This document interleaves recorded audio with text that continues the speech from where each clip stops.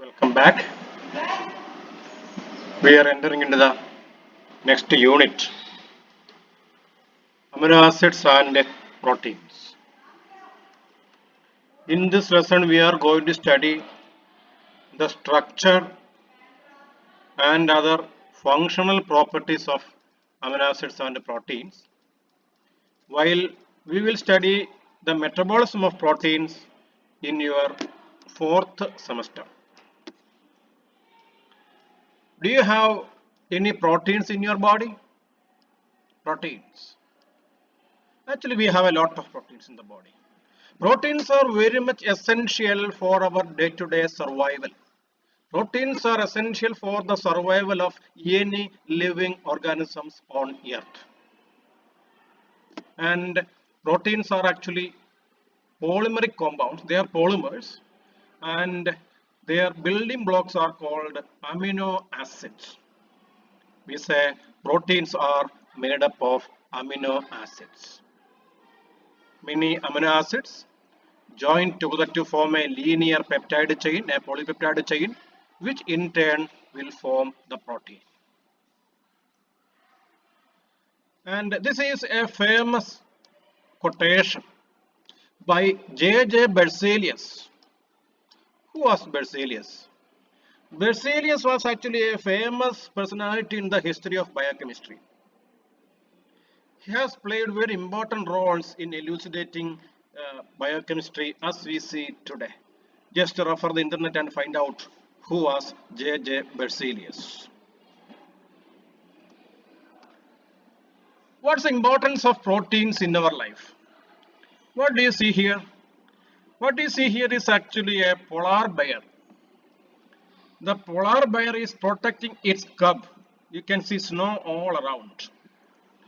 In its natural surroundings, the temperature may be well below zero, say minus 20, minus 30 degrees Celsius, like that. And even at that temperature, even at that low temperature, they are not feeling cold. They are well protected against cold because of the hair on their body. We say a natural blanket. This hair on the body, this natural blanket is made up of proteins. Then what about your hair? No doubt made up of proteins. What about your skin surface? What about your nails? What about the feather of birds? All these are made up of protein called keratin. And we know that sometimes we take the hair of animals and we use them for the preparation of blanket and other warm clothes, fur of animals. All these are actually proteins. And you have a lot of muscles in your body. Movement within the body and also movement by the body is often taking place with the help of muscles only. These muscles are proteins. You might have heard of actin, myosin, etc. in your lower classes. And what about enzymes? Most of the enzymes are made up of proteins. Don't say 100%, but around 99.9% of the proteins are, more than 99% of the enzymes are made up of proteins. You know that enzymes are catalyzing the biochemical reactions. Enzymes make possible the biochemical reactions to take place at the ordinary conditions. And transport within the cells and transport between the cells. Can you see here transmembrane proteins? You might have heard of carrier proteins, you might have heard of transporter proteins. All these are actually proteins, often spanning across the membrane. And what about the membranes in our cells? You know that all living organisms are made up of cells, and whenever there is a cell, there is the membrane in the cell. Sometimes there may only be a plasma membrane, as is the case of prokaryote. Sometimes there may be many more membranes, as in the case of eukaryotes, which contain organelles which are enveloped by membranes. These membranes are made up of lipids and proteins. Here, what you see here is the lipid bilayer.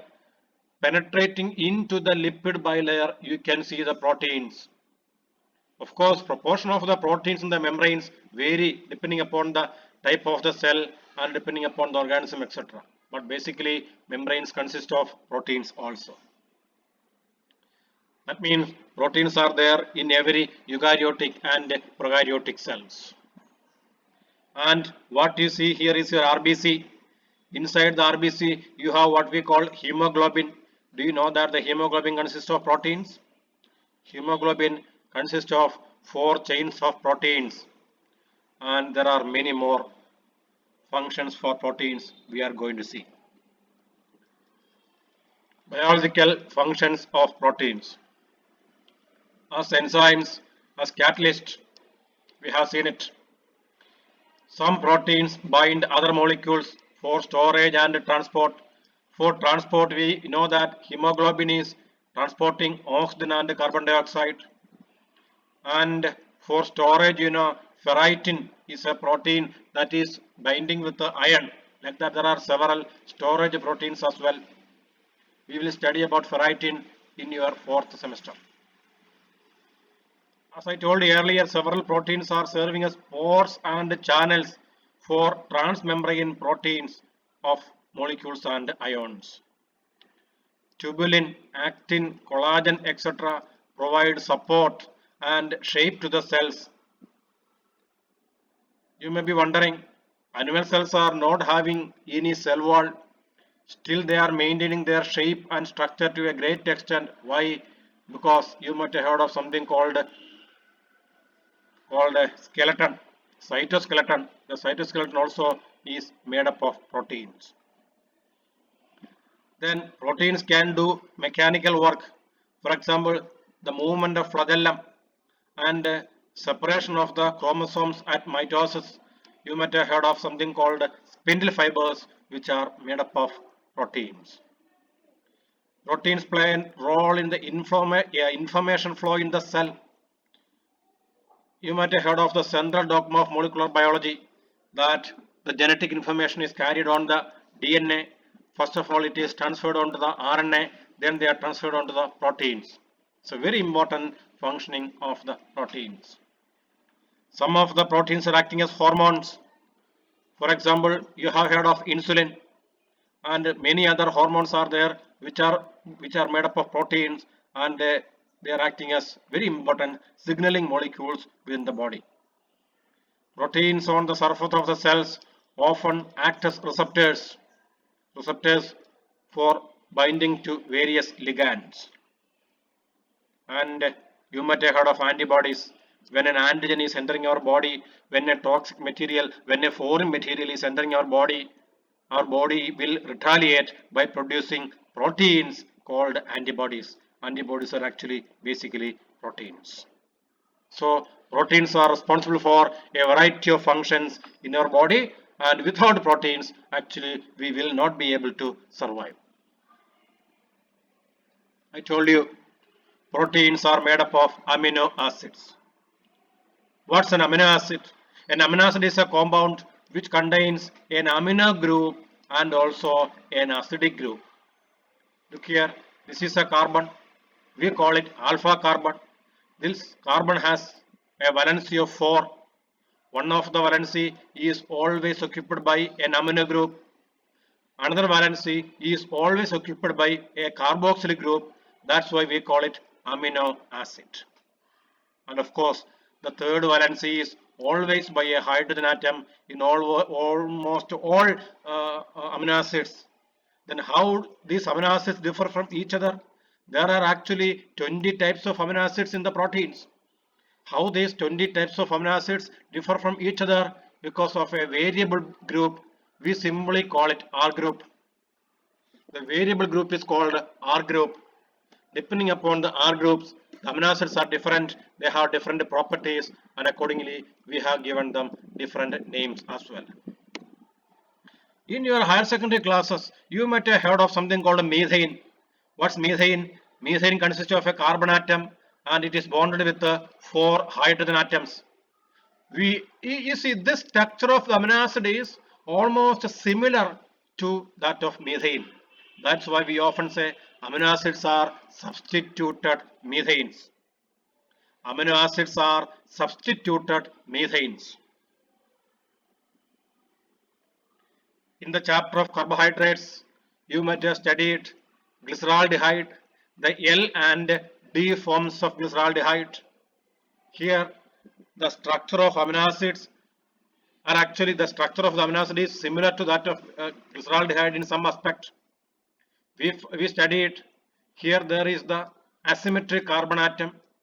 If the OH group on the asymmetric carbon atom is towards the right side, we call it D-glyceraldehyde. If the OH group is towards the left side, we call it L-glyceraldehyde. Similarly, amino acids are also having D and L forms. And how do we study? If the amino group on the amino acid is towards the right side, it is of the D conformation, and if the amino group is towards the left side, we say it is of the L conformation. So just like glyceraldehyde, just like carbohydrates, amino acids are also having two stereoisomers. One is the D form, one is the L form. Of course, in the naturally occurring proteins and all, most of the amino acids are in the L form. Mostly amino acids are there in the L form. And whatever I told you just now are mentioned here. I have given you several ebooks. All these slides are prepared using pictures and notes from those ebooks.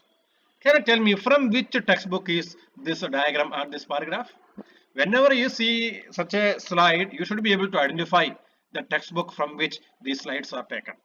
Okay. And again, stereoisomerism in alpha amino acids. Just as I told you, this is about alanine. What is the R group of alanine? R group of alanine is given in the this color. What is this color? Can you say this is red color? For alanine, the R group is a methyl group. You can see other groups are present as well. Why do we call it D-alanine? Because this NH3 group is towards the right side. Why do we say this is L-alanine? Because this NH3 group is towards the left side. That's all.